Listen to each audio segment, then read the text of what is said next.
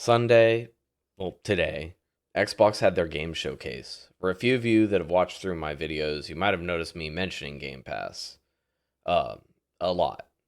I'm a big fan of the approach Microsoft has been taking with their games platform. Plus, I'm a nerd who likes video games, so I was watching attentively to see what they were offering. I figured anyone who subbed to me might likewise be a video game nerd. You might also not be aware of all the upcoming releases or game shows. Or you might be aware and just want someone to cut down a long show to a more digestible size. After all, you're essentially sitting down to watch almost 2 hours of video game ads on a Sunday.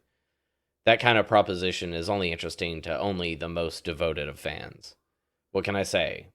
I made a YouTube channel because I just really like video games. With all that said, the following is a complete list of games shown with my thoughts on the presentation. The showcase started off with a long look at Fable.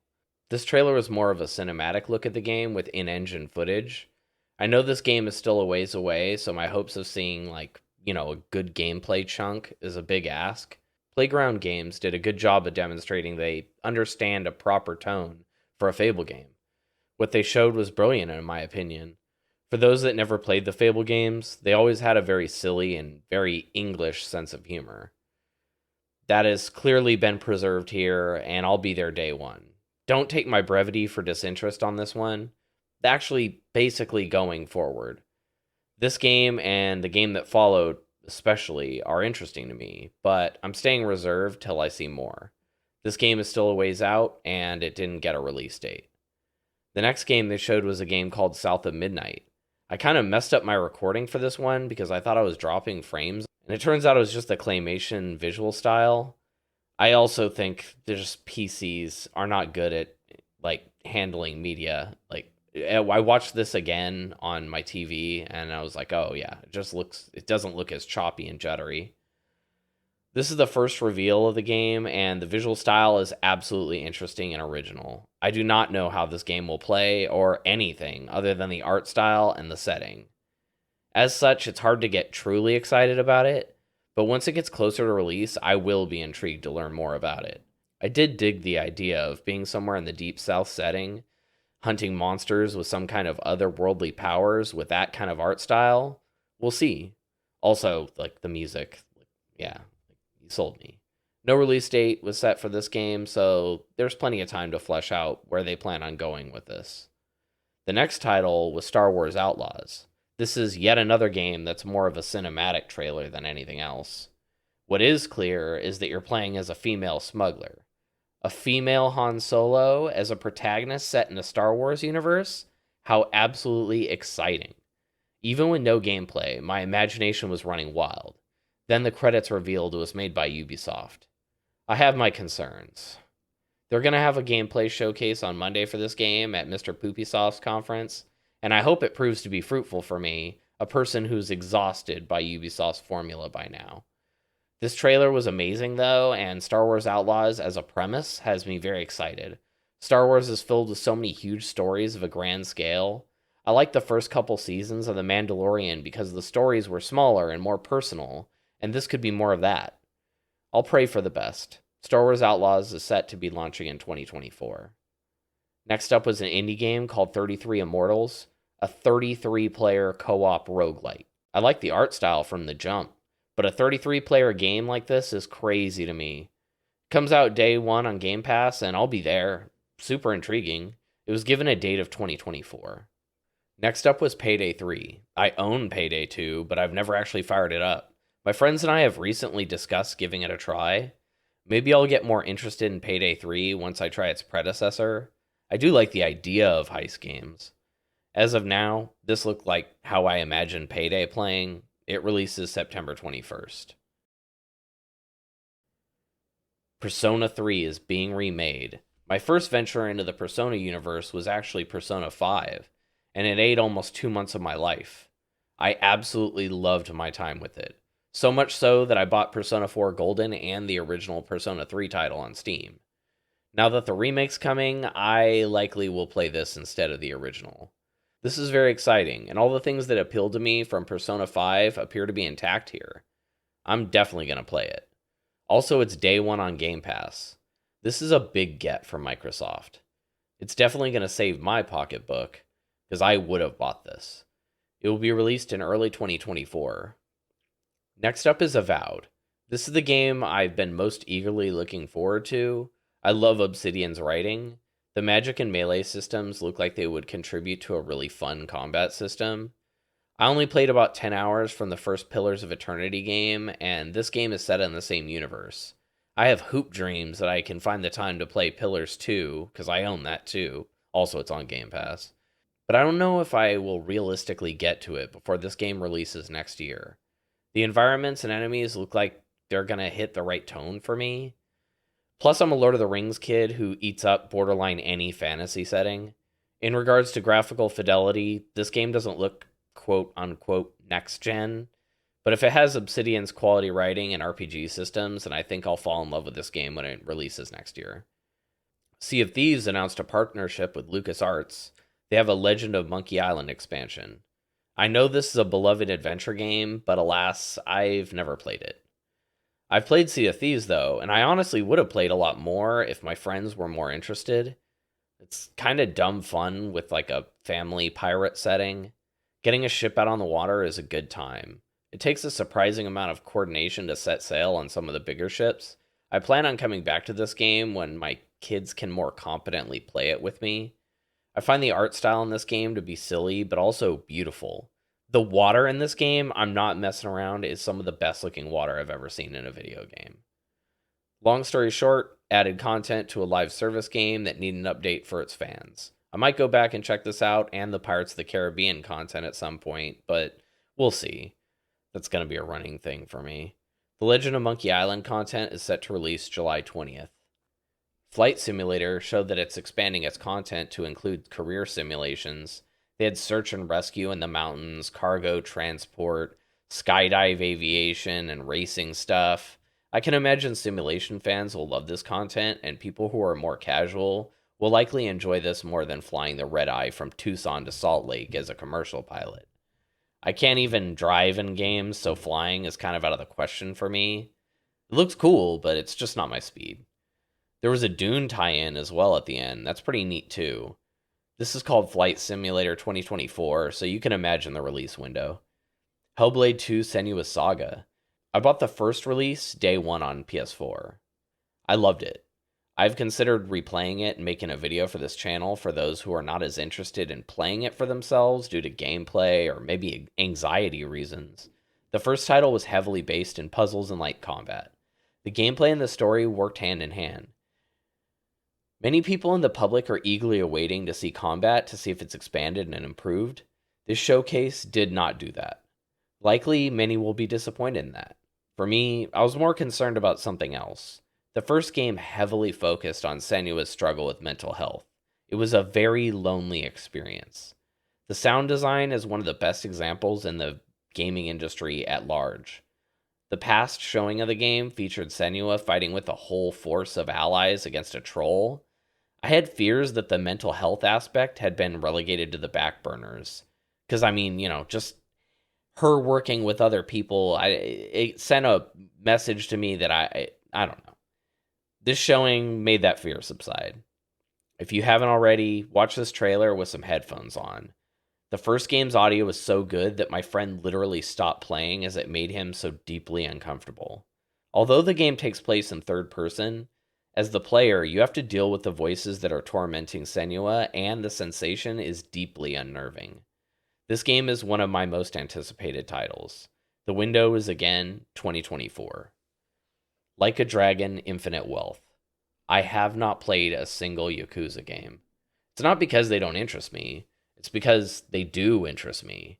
I know once I start one, I'll want to go through a back catalog of titles that is huge at this point. This is the same reason I don't do MMOs.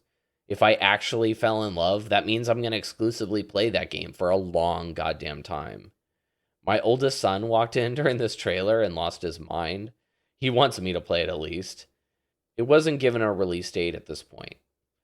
Fallout 76 is going to Atlantic City. I feel it's important to share I have not played a Bethesda Game Studios title since Morrowind on the original Xbox. I'm a poser. I've never played Skyrim. Fallout 3 is a mess on PC, so by the time I got rid of all the obstacles required to run it, I became disinterested. Seriously, screw games for Windows Live. I plan on going back to play some of these someday, but I'm not starting with this freaking game. The expansion releases soon, apparently. Question mark? I will abstain from butchering the name of Path of the Goddess. This is one of the most interesting titles at the showcase for me. Capcom is releasing a hack and slash Japanese mythological something? I don't actually really know what all this is. I just know that the game uses the entirety of the color wheel, and I was instantly in love. If someone wants to impress me with their graphics, it's not the amount of polygons being pushed at the screen. It's the use of vibrant colors that really gets me. An authentic Japanese aesthetic doesn't hurt any either. I remember a dark time when Japanese developers were trying to cater to the American market by copying American games. We finally reached the point where those same Japanese developers are leaning into what they do best, and it does my heart right. The game was not given a release date, but it's coming to Game Pass. Holy shit, I am in. Like, seriously, no, like, I cannot reiterate how excited I am for this game whenever it comes. Forza Motorsport is the most beautiful car game I've ever seen. I don't play these games, though, because I suck at virtual driving. It looks great for the market it's going for. Sorry I don't have more to say, but they can't all be winners for everyone. It's coming October 10th, so if you like car games, then I hope you have Game Pass. Elder Scrolls Online has a Necrom expansion. Did you note what I said about MMOs earlier? I don't think they're bad. I just don't want to give them a chance. Sorry, MMO players. If I haven't played Final Fantasy XIV, then I'm not playing your game, ESO. Sorry. This does look good, though, for those that are into that kind of thing. Overwatch 2 is released with promises of a PvE story mode. They recently canceled this proposed content. Blizzard wants you to forgive and forget this fact.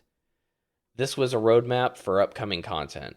I played a decent amount of Overwatch, but it's never really captured me, even at its best.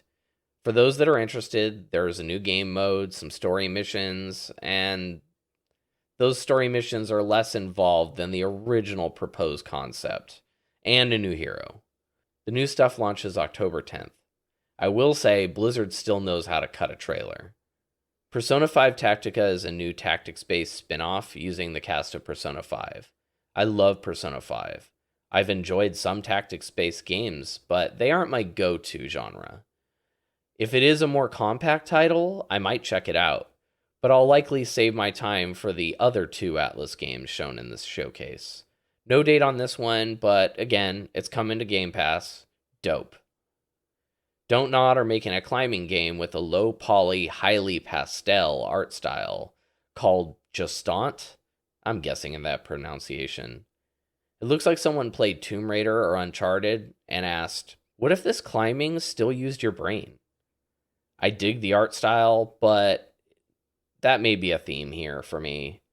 It gives me vibes of Haven, which was a game that I enjoyed for its meditative qualities. I say that as that game was a chilled out time that put me in a good mood, not because it actually looks like it plays the same. It comes out on Game Pass at the end of the year. Chinese Room are making a game called Still Wakes the Deep. The trailer was brief, but from what I can tell, it's a horror game set in one of those offshore oil rigs. That seems like it could be cool. I'm game to follow it. Knowing me, I'll probably wishlist it and then buy it a year late once the iron is definitely no longer hot. This is my go-to move. It's coming early 2024. Dungeons of Hinterberg had a crazy-ass art style that I think isn't done any favors by YouTube's compression. It has tons of intricate outlines that don't fare well when squashed by transcoding. I love the look of it nonetheless. I'm sure it'll surely show better when you're playing it natively. Will I play it? Shoot, there are so many games in this showcase that are clear green lights for me. Will I make time for this? I hope so. Maybe? I don't know. I'll at least start it, but I don't promise anything. Comes out next year on Game Pass. I finished Cyberpunk at the beginning of the year, and it was one of my favorite gaming experiences I've ever had. I've written several scripts and then scrapped them. Recently, I spoke to Lumiere in my Discord, and I was kind of re-inspired. I'm going to take my time, but I plan to talk about it. Phantom Liberty was shown off by Keanu Reeves, and I'm in. I won't bother elaborating. I'm going to buy it and play it eventually. And you know if you like Cyberpunk. Did you like Cyberpunk? If you did, then you probably want to play this. If you didn't, then you don't. I might be a bit late to the party, though, since it releases September 26th. There's another game that was shown today that's also releasing in September that might still have my attention at that time. My friend Nick is going to have to build a new computer. City Skylines 2 had an absolutely stunning trailer. I have never been the city builder type. The closest game in the genre that I ever loved was Roller Coaster Tycoon, the original, a long time ago. Having said that, this game looked awesome. It had me believing that I could build a pretty and functional city. Can I actually do that? Shoot, I don't know. But they sold me the dream. It releases October 24th, and you can play it day one on Game Pass. Atlas brought the heat to this show. The developers behind the Persona franchise are creating a game called Metaphor Re Fantazio. The peculiar name aside, this game is dripping with style. I feel like most of the time when I speak to my friends about menus, it's mostly to complain about how many steps back developers have taken in UI design. The menus in this game blew me away. It seems like the kind of game that will leave me confused for the first 10 hours before eventually falling in love with the characters in the world. By the end, I can see myself being in love with this. I have much more limited time these days than I did in my youth to play games, even though now I have the money to buy them. This explains my more tepid take on the Persona 5 Tactics game in spite of the fact that I love Persona 5. This game looks so stimulating to me, and I'm pretty darn certain I'm going to set aside the time to play this one. It got a release window of 2024. Did anyone else here play the Banner Saga trilogy? Well, Stoic are now making a co-op game called Towerbourne. It seemed to have the old side-scrolling beat-em-up DNA, and I'm very interested. Banner Saga was a strategy game, and this departure seems more casual-friendly. I loved the Banner Saga, but I'll be the first to admit that it took me half the first game to feel even slightly competent at it. Another game with a very charming art style and setting. Stop me if you've heard this before, but it's coming in 2024. Hopefully I can rally the boys to give this one a go with me because I'm very into it. This showcase was filled with a lot of verdant greens and my eyeballs enjoyed every minute of it. Clockwork Revolution is a new FPS game from In Exile, the guys who made the Wasteland 2 and 3 games. I've already seen a lot of people referencing BioShock Infinite online. I get it, but this game is pretty visually distinct to me. Not only is it steampunk, but it leans heavily into a more Victorian aesthetic than BioShock, at least. I was incredibly impressed by this. I was in love with the look of the weapons and their hyper complex and ornate designs. Not only is the steampunk setting and style cool, but it looks like there's a time travel mechanic that stands to be important in terms of story and gameplay. I mean, you get what I'm saying here. Not just during this staged moment, you can go back in time. I'm not pointing any fingers here. I really enjoyed Wasteland 3. It won me over to a point where I think I'm truly a fan of In Exile now. I think this is one of the smaller studios that Xbox purchased that many people kind of forget about. When this game releases, I think their profile in the gaming space is going to be elevated. Lady Ironwood, I'm going to be coming for you. The trailer ends with a release window of in due time. That's a classy move. I just like that. At the end of the showcase, they jump straight into the Starfield Direct.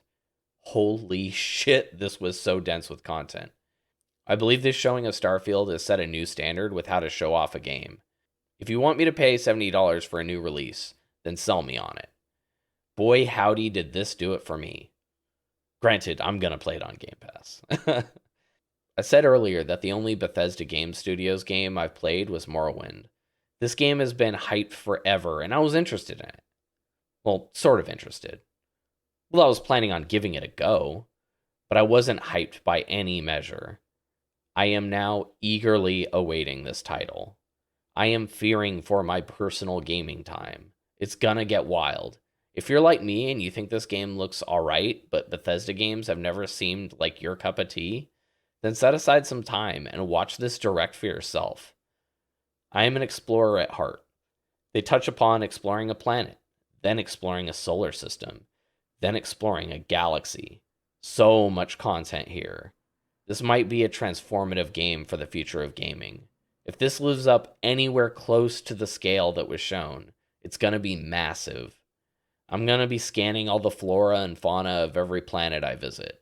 My inner completionist is trembling from fear, but also anticipation. Remember when I talked about gaming UIs earlier? This game has leaned into the retro future vibe with the visual aesthetic of all the ships and the buildings. They took that to the menus as well. This game has a lot going on.